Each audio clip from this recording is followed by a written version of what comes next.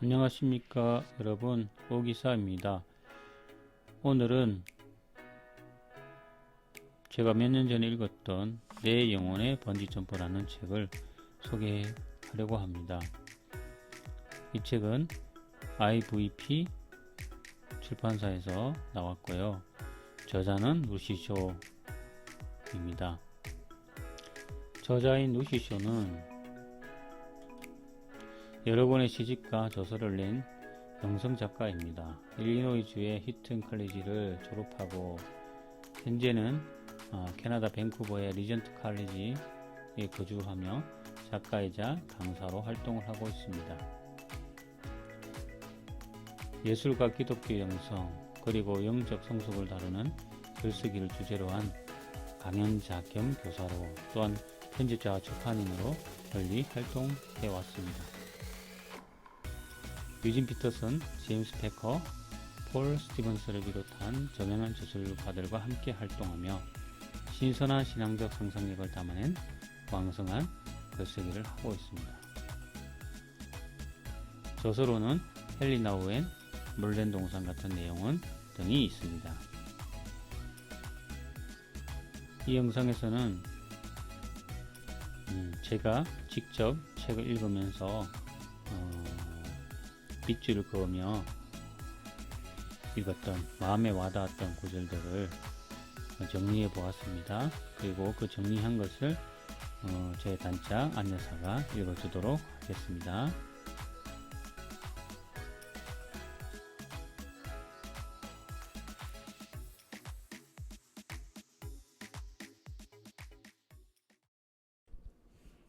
헬렌 켈러는 이렇게 말했다고 한다.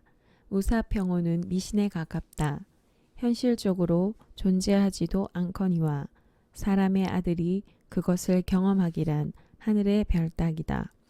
결국 위험을 피하는 것이 전면 노출보다 조금도 안전할 것이 없다. 삶이란 모험을 불사하는 것, 그 이상도 그 이하도 아니다.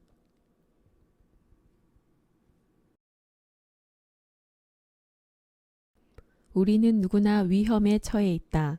그러므로 위험과 더불어 살 뿐 아니라 위험을 즐기는 법을 터득해야 할 것이다.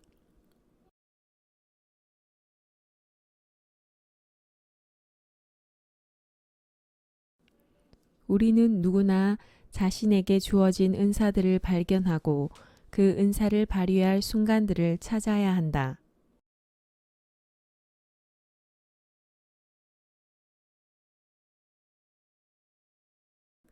누구에게나 그런 경험이 있을 것이다. 실행에 옮기기까지 위험 부담이 큰 결정이었지만 결국 승자의 기쁨을 안게 된 경험. 그 경험은 또 다른 도약을 위한 자신감에 불을 붙인다.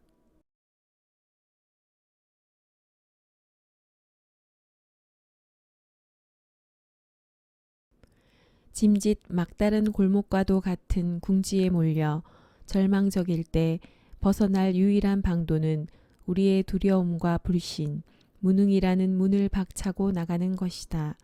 그 문은 믿음의 기도라는 황금 열쇠로 열린다는 것을 깨닫고서 말이다.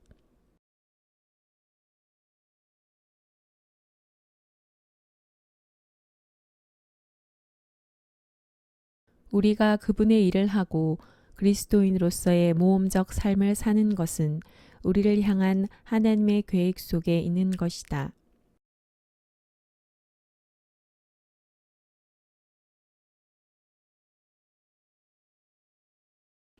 두려움을 느끼는 것은 인간 본성과 경험의 한 부분으로 그것을 부정하는 것은 인간성 자체를 부정하는 것과 같다.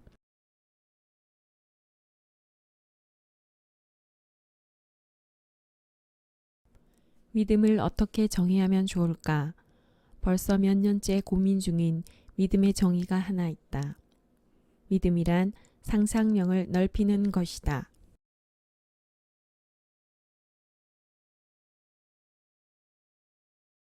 권리 포기의 모험을 치른다는 것은 이러한 유의 확실성을 불문하고 내 독단도 내려놓고 유연성을 갖고 앞날을 계획하며 밤이고 낮이고 붙들고 있는 숙제거리도 손에서 놓을 수 있는 지점까지 그분을 신뢰한다는 것을 의미한다.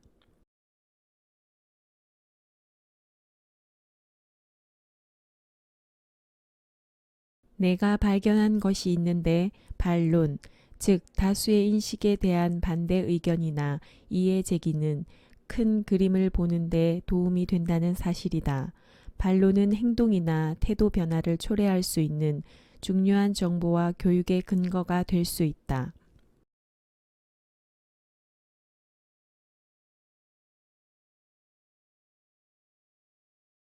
우리 모두가 입체적으로 보는 법을 배울 수 있다면 참 좋겠다. 그렇게 하려면 우리의 고정관념을 깨뜨릴 어떤 관점에 대한 두려움이나 불안에서 비롯된 교조주의를 탈피해야 한다.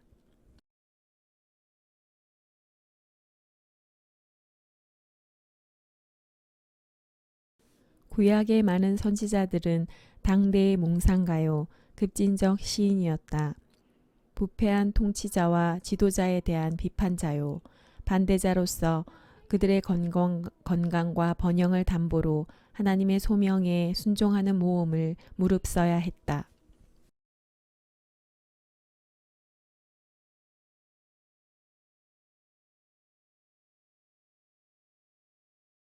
여성이 아무런 지위도 영향력도 갖지 못했던 시대에 예수님은 여인들을 자신의 친구요, 신뢰하는 제자로 삼으셨다. 결혼한 적은 없으시나 그의 남성 지지자들에게 쏟으신 것과 동등한 정성을 여성 지지자들에게도 쏟으셨다.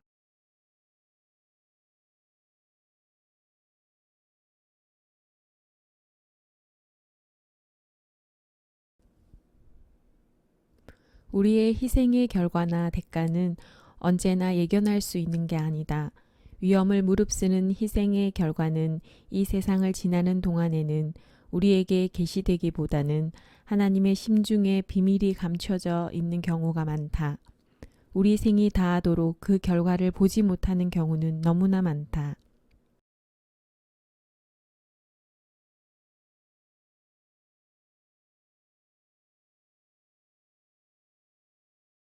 때때로 우리는 상대방의 논박을 통해 분발도 하고 틀에 박힌 사고의 상투성도 타진해 보게 된다. 그러면서 전에는 인식하지 못했거나 인정하지 않았던 진실을 깨닫기도 한다. 그것은 우리의 태도나 확신을 다시금 점검하게끔 도전할 수 있다.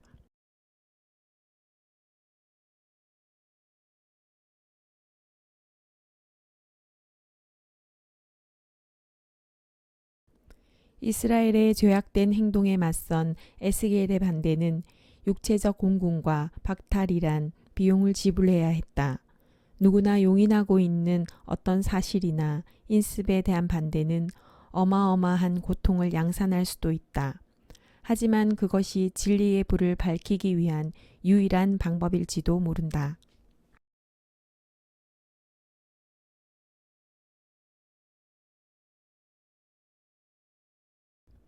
예수님은 하나님의 위대한 사랑의 행이셨다.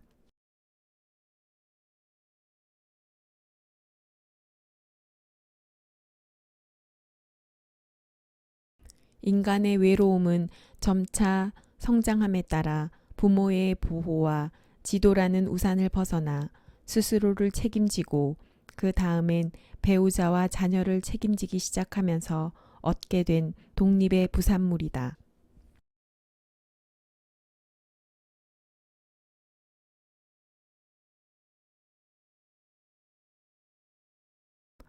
사랑의 중심엔 책임이 자리 잡고 있다.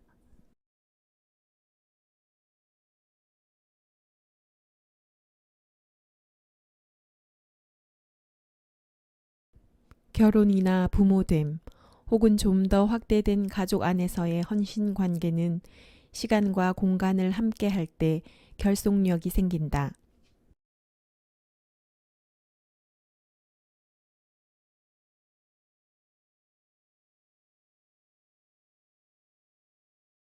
삶은 절대 우리가 바라는 만큼 그렇게 안전하지 않다.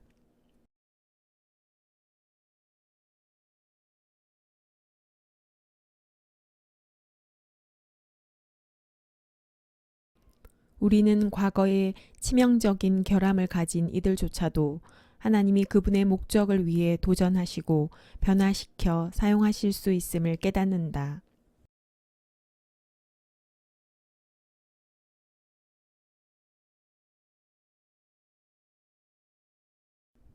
몇 년 전 나처럼 남편을 잃은 내 또래의 친구로부터 냉장고 문에 붙이는 자석을 선물 받았다. 창조하는 삶을 살라는 문구가 적혀 있었다. 다시 말해 환경의 지배를 받으며 살지 말라는 것이다.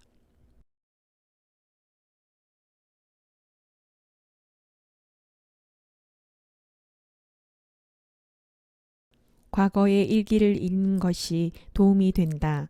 그것은 현재에 대한 성찰을 기록해가는 것만큼이나 중요하다.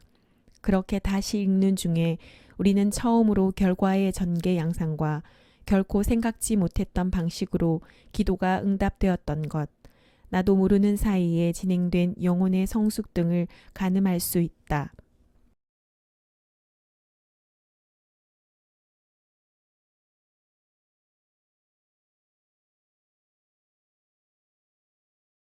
우리가 믿음의 사람들이라면 우리를 향한 하나님의 엄청난 은혜는 과거의 죄된 실패들을 다 없앨 수 있을 만큼 충분히 강력하고 그분의 용서하심은 충분히 넓다. 그래서 우리를 용서하고 깨끗게 하고 우리에게 두 번째 기회를 주실 뿐 아니라 예수님이 가르치셨듯이 70번에 7번의 새로운 기회들을 주신다. 사실 이것은 무한한 기회다.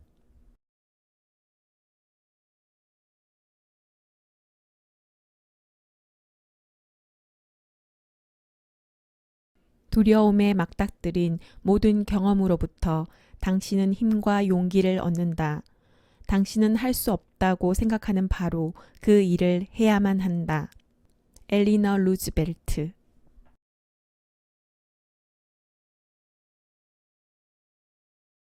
미래에 대한 우리의 염려, 벼랑 끝에는 새롭고 다른 차원의 믿음으로 우리를 부르시는 하나님이 있다.